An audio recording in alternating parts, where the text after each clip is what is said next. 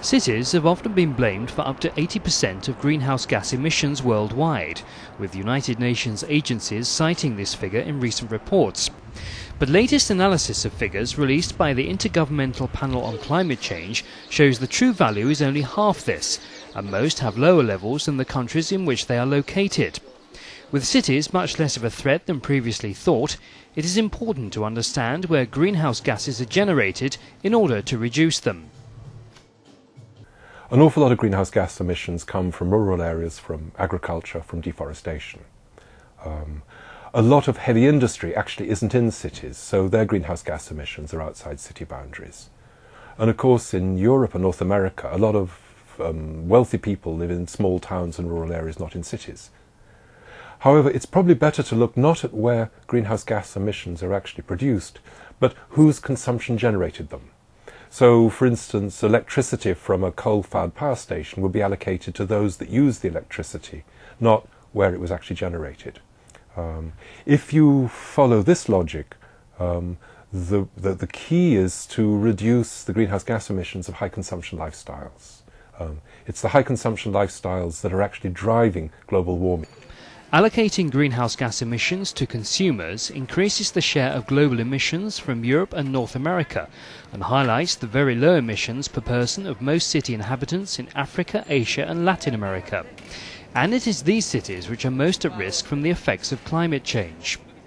Many of the cities in Africa, Asia and Latin America are very much at risk from climate change, especially from increased intensity of storms, floods. Obviously, many of the world's great cities are ports, and many ports are at risk. It's really very unfair, actually, because most cities in Africa and Asia have very low emissions per person. However, they often face the greatest risk from the changes that climate change is bringing.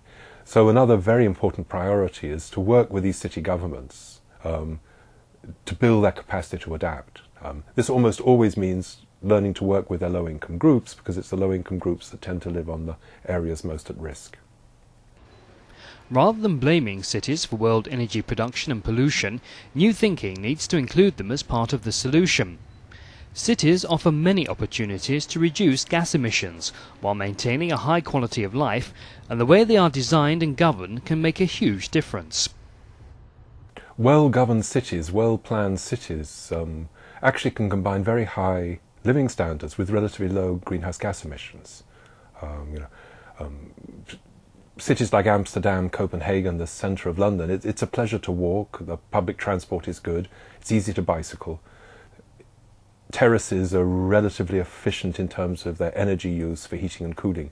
So you can actually have a wonderful living standard, but with a relatively low energy use and therefore a relatively low greenhouse gas emission per person.